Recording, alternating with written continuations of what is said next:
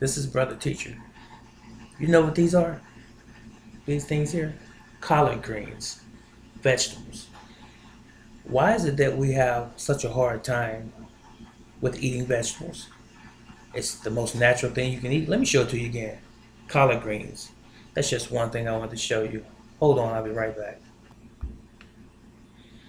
I'm back. I just wanted to make the point that we should be consuming vegetables in our diet on a regular basis, and perhaps more vegetables than we have been accustomed to here in America, at minimum, because America is in a bad state of affairs as far as their health is concerned overall. Over 50% of the population in America is obese, and one of the contributing factors to that is the fact that we don't eat real food anymore in America. Ever since the uh, Industrial Revolution, as it were, and things have increased in terms of production, man has found a way to speed the process up of pushing out products, and it makes the food industry no different. So they want to sell their, not their wares in this particular instance, we're talking about food. They want to sell the food fast enough in the grocery chains and the stores, that is, so they have to get it to market quickly. So they have to produce a lot of it because of supply and demand, not just for the individual consumer, but also for the restaurant industries and the bakeries and so forth. So in America, we have found a way to cheat the system, so to speak, by using not only just fertilizer for our agriculture and our produce, as it were, again, but a lot of chemicals to help speed up the process of the growth of those produce items. And nothing has been considered as far as the health or the possible ramifications of using chemicals in the soil, to grow these particular vegetables, such as greens, corn, what tomatoes is considered to be a fruit, um, asparagus, broccoli, and so on. You know what I'm talking about. I'm talking about vegetables. So to get this stuff to market, they have to have a way to quickly make it grow. So they put a lot of additives in our food as it is growing. A lot of how should I say? What is that word? This is very common, and I just mentioned this to someone the other day. Hormones in the beef stock and the other animals that we consume, poultry and so forth. They've been giving them hormones, growth hormones, if you will, to speed up their growth, to make them larger, and to get them to market quicker because of, again, supply and demand. Excuse me earlier for stumbling over my words, but I think you get the gist of what I'm saying. Vegetation is very important to us because human beings come from the earth. You'll find elements in our body that are evident of that fact. We have iron in our bodies, we have manganese, we have zinc, we have magnesium, we have various other minerals in our bodies. What's the other one that we always use? And they try to tort that in milk. This is something that we need. What is that, teacher? Uh, Begins with a P. You all know what I'm talking about. Potassium. That's what it is. They want to tell us that it's in bananas only, but potassium is not just in bananas. Potassium is in your green, dark green vegetables as well. That's one source of potassium. That's just a means for you to purchase bananas. When they tell you, well, you're only going to find potassium in bananas, that is not true. And you don't want to consume bananas that often anyway because they can be very restrictive as far as your uh, elimination is what I'm trying to say. So they can make you constipated if you eat too many of them. Uh, the other thing too is when you're eating vegetables, make sure that you stay as close to from the garden, fresh, as opposed to frozen and canned. So my rule of thumb that I've told people for years, as far as what's healthier for you, it's the origin of the thing first. Where do vegetables come from? The garden. That's number one. That's the healthiest. The second healthiest, which is not number one, the garden, would be frozen because it still pretty much has the integrity of the vegetable. And the third one, which is the worst one, but it's better than nothing, would be the canned. And the reason I say the can is third is because that's where they put the preservatives in the can to keep it on the shelf.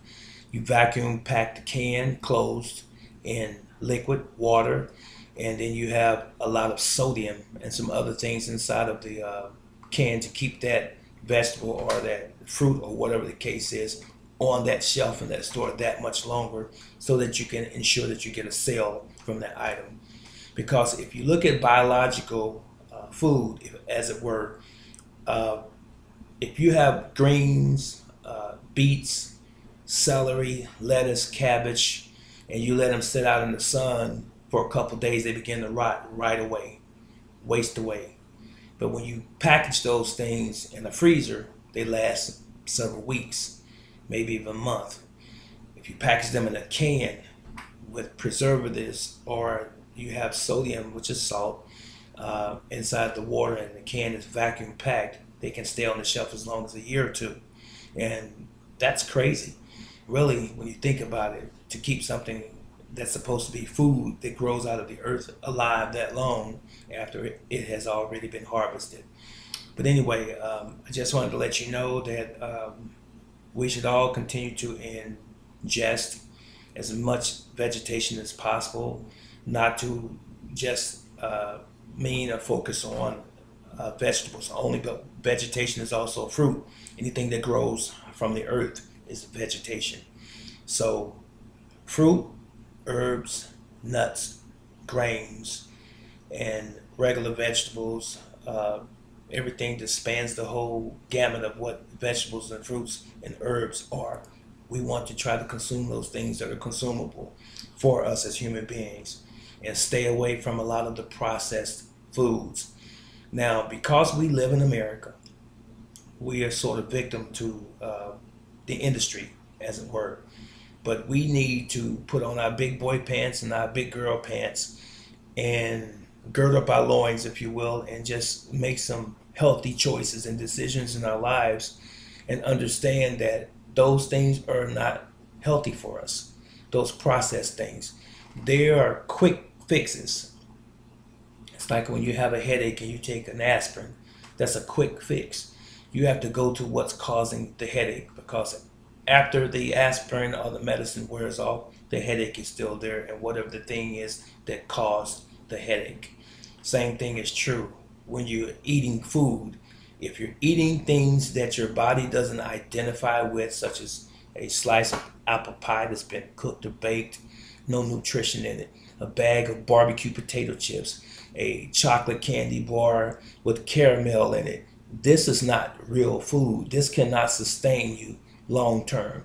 These are just pleasures, so to speak, and they're not nutritional for us at all. The living, breathing organism called the human being should be fed the thing that exists inside it. In other words, if we are an organism that's biological, we should be putting biological food inside of us, because our body identifies with where it came from, the earth. It's just that simple. It's not complicated. It's not rocket science.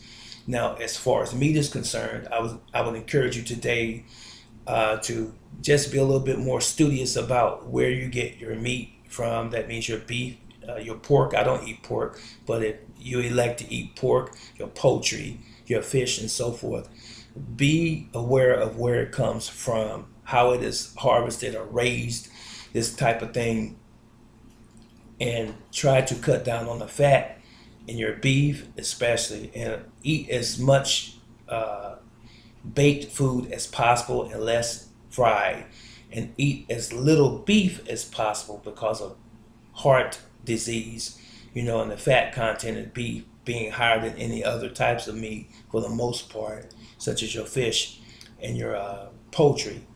And as I said, when you eat your poultry, your fish, beef, and what have you, you want to make sure that you try to bake it most of the time. And this might cut against the grain of the American tradition, because a lot of people like fried steak, fried chicken, fried fish. It's kind of things like the churches have fried fish sales and stuff like this. But you know, sometimes we just have to change our old habits and our old traditions and start new traditions that are going to help us live a little bit longer here on planet Earth and enjoy our families a lot longer. So that was it for the most part. This was just a quick little tidbit on general eating and health. Make sure you consume enough water, stay hydrated, especially in the inclement weathers. In the summertime when it's really hot outside, I say 75, 85, 90 something degrees and above, you want to make sure that you stay hydrated. Hydrated doesn't always just simply mean water. It means the electrolytes or the minerals that's contained in your body that you lose, such as your potassium, such as your iron. You want to replace that back into your body because we perspire, we mictuate, or we urinate, if you will. We lose water every day, even through your nose. When you're exhaling, you're losing water. When you have a bowel movement, there's some moisture and water inside of your stool. So if you're losing it, you should be replacing it. It's just that simple. This is really basic understanding, and a lot of people just don't use common sense sometimes, and sometimes they just don't think about it. But it's really simple to follow these plans, these principles, if you will, and it's really easy to not follow them. And somewhere down the road, 10, 15 years later, you find out that you have some congenital heart disease or some other health issues, diabetes and so forth. And it's all based on your diet and your lack of exercise. So we want to exercise at least 3 times a week. If you can do more, that's fine.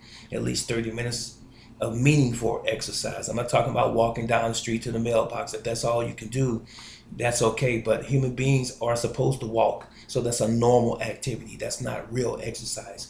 Now, if you engage in a brisk walk, a power walk, if you will, for 5, 6 blocks, where you're actually moving fast and you've elevated your heart levels to the point where you feel exhausted, that is good. It's okay to get exhausted because that means that you're creating a fast heart beat, if you will. You want your heart to beat fast because you want it to be healthy. But when you sit down and you have an attitude of lassitude and you want to prop your feet up every day 24/7 with a bag of potato chips and a beer in your hand and a cigarette and sitting in your recliner or easy chair watching TV with a remote control, this is not the ideal situation to be in. Even though this has become commonplace in America and in some other places in the world, it's not altogether healthy for you at all. I know I kind of rambled on in this particular video. I'm sorry for that, but I hope that it had some value for you. Eat the meat and spit out the bones. And what that simply means is that what was good for you, accept that and embrace that. And what was not, just leave it alone. So this is Brother Teacher again. I'll catch you in the next video. Yeah, I love you, and I love you. So long.